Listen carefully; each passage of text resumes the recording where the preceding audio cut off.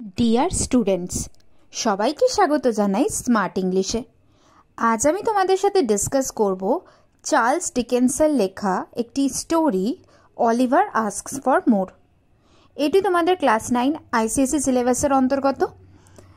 Charles ডিকেন্সেরই লেখা একটি novel Oliver twist, ওটারই একটা পার্ট হচ্ছে অলিভার আস্কস ফর মোর, যেখানে 19th সেঞ্চুরি ইংল্যান্ডের গরিবদের অবস্থা কী ছিল সেটাকেই ফুটিয়ে তোলা হয়েছে। তাহলে চলো বেশি সময় নষ্ট না করে শুরু করা যাক এর line to line explanation. Among other buildings in a town in England, England শহরের বিভিন্ন বাড়িগুলোর মধ্যে there was a house for poor people, এমন একটা বাড়ি ছিল যেখানে গরিব মানুষেরা থাকতো।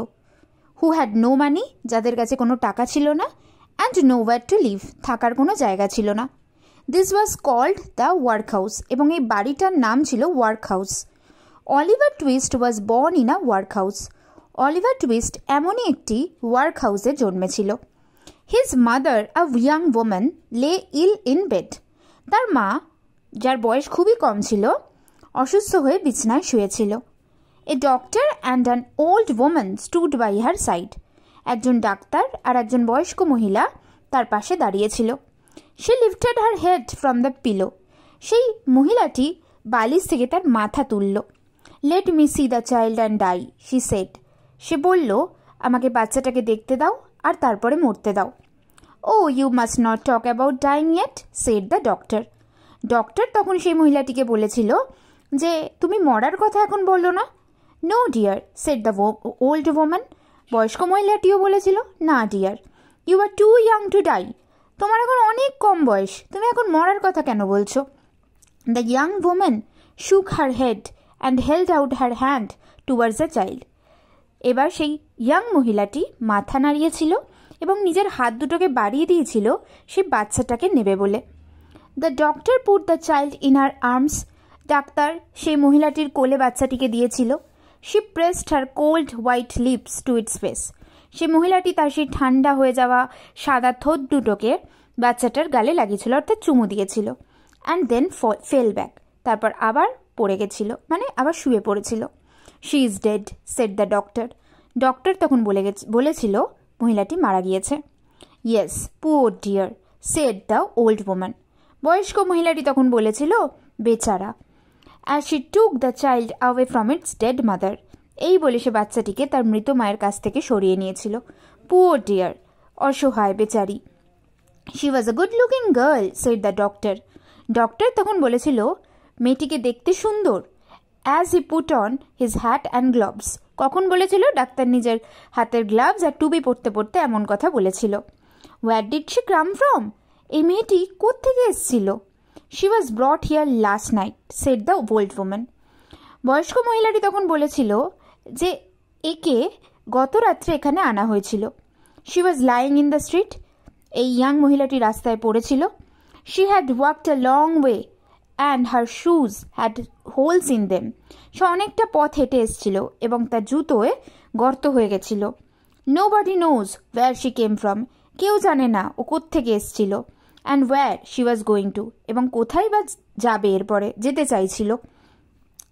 The doctor raised the dead woman's left hand, doctor এবার সেই মৃত মহিলাটির বাঁ হাত থেকে তুলল। The usual story, he said, তারপর সে বলল সেই একই কাহিনী। I see that she has no ring on her finger, আমি দেখলাম যে তার বাঁ হাতে কোনো আংটি নেই। মানে আংটি হচ্ছে খ্রিশ্চান মহিলাদের এঙ্গেজমেন্টের সিম্বল, মানে তার বিয়ে হয়নি, সে এঙ্গেজ না, অথচ তার একটা বাচ্চা আছে। শি ওয়াজ নট ম্যারিড, ওর বিয়ে হয়নি। গুড নাইট, এই বলে এবার ডাক্তার কি করবে দেখা যাক। He went home to his dinner, ডাক্তার বাড়ি চলে গেছিল তার ডিনার করতে। The old woman sat down on a chair in front of the fire, সেই বয়স্ক মহিলাটি আগুনের সামনেই একটি চেয়ারে বসলো। And began to dress the baby, এবং সেই বাচ্চাটাকে জামা কাপড় পরাচ্ছিল। She dressed him in the very old clothes used for babies who were born in the workhouse, সেই ওয়ার্ক হাউসে যত বাচ্চা জন্মাতো সেই প্রত্যেকের জমে থাকা যে জামাগুলো যেগুলো পুরনো হয়ে গেছিল ওই রকমই একটা জামা সে বাচ্চাটাকে পরিয়েছিল। The child was an orphan, এই বাচ্চাটা ছিল অনাথ। born into a world which had no love or pity for him. এমন একটা ওয়ার্ল্ডে সে জন্মেছিল যে ওয়ার্ল্ডে তার জন্য কোনো ভালোবাসা দয়া ছিল না। No one was able to discover who the baby's father was. কেউই এটা আবিষ্কার করতে পারলো না যে বাচ্চাটার বাবা কে, or what his mother's name was, কিংবা ওর মায়ের নামই বা কী ছিল। Mr. Bumble and important officer in the town invented a name for the baby. Mister bumble, যে কিনা শহরের একজন ইম্পর্ট্যান্ট অফিসার ছিল, সে বাচ্চাটার নাম রেখেছিল। He chose the name Oliver Twist. সে নাম রেখেছিল Oliver Twist. We name the new babies here in order from A to Z. সেই ওয়ার্ক হাউসে যত বাচ্চা জন্মাতো সবার অ্যালফাবেটিক্যালি নাম দেওয়া হতো A থেকে Z. He explained when people asked. সেই কথাটাই এক্সপ্লেন করে বলেছিল যখন মানুষ তাকে জিজ্ঞেস করেছিল যে অলিভার টুইস্ট নাম দেওয়ার কারণ কি। I named the last one Subble. Last যে বাচ্চা জন্মেছিল তার নাম দেওয়া হয়েছিল S দিয়ে। This one is Twist. এই বাচ্চাটার নাম দেওয়া হলো T, মানে অ্যালফাবেটিক্যাল যাচ্ছে। The next one will be Unwin. পরের বাচ্চাটার নাম দেওয়া হবে U দিয়ে, Unwin. STU alphabetically. At the age of 9, Oliver was a pale, thin child. এই বাচ্চাটা যখন 9 বছর বয়স হলো তখন অলিভার একটা খুব পেল, মানে কালারলেস, একটা পাতলা রোগা বাচ্চা ছিল। He and the other workhouse boys never had enough warm clothes or food. তারই মতন অন্যান্য ওয়ার্কহাউসের বাচ্চাদেরও পর্যাপ্ত পরিমাণে গরম কাপড় বা খাবার কোনোটাই ছিল না। They were given only 3 meals of thin soup every day. সারাদিনে 3 বার করে পাতলা স্যুপ দেওয়া হতো, 1 বাটি করে ওদের। On Sundays they had a small piece of bread. আর রোববার করে একটা ছোট রুটির টুকরো দেওয়া হতো। They were fed in a big hall. একটা বিশাল বড় হল ঘরে ওদেরকে খাওয়ানো হতো। A large pot stood at the end of the room. একটা বিশাল বড় পাত্র একটা রুমের কর্নারে রাখা হতো। And the soup was served by the master. আর মালিক সব বাচ্চাদেরকে স্যুপ দিত। Each boy had one small bowl of soup and no more. প্রত্যেক বাচ্চাকে একটা ছোট বাটির স্যুপ খেতে দেওয়া হতো, আর দেওয়া হতো না। The bowls never needed washing. আর এই বাটিগুলোকে ধোবার প্রয়োজন হতো না। Because the boys cleaned them with their spoons until they shone. কারণ বাচ্চাগুলো তাদের চামচ দিয়ে এত পরিষ্কার করে খেত যতক্ষণ না সেগুলো চকচক করছে। One day Oliver and his friends decided that one boy would walk up to the master after supper and ask for more soup. একদিন অলিভার এবং তার বন্ধুরা ঠিক করেছিল একজন ছেলে খাবার পরে মালিকের কাছে গিয়ে আর একটু স্যুপ চাইবে। Oliver was chosen. এই কাজটার জন্য অলিভারকে চুজ করা হয়েছিল। In the evening the boys sat down at the tables. সন্ধ্যেবেলা ছেলেরা টেবিলে খেতে বসেছিল। The master stood by the pot.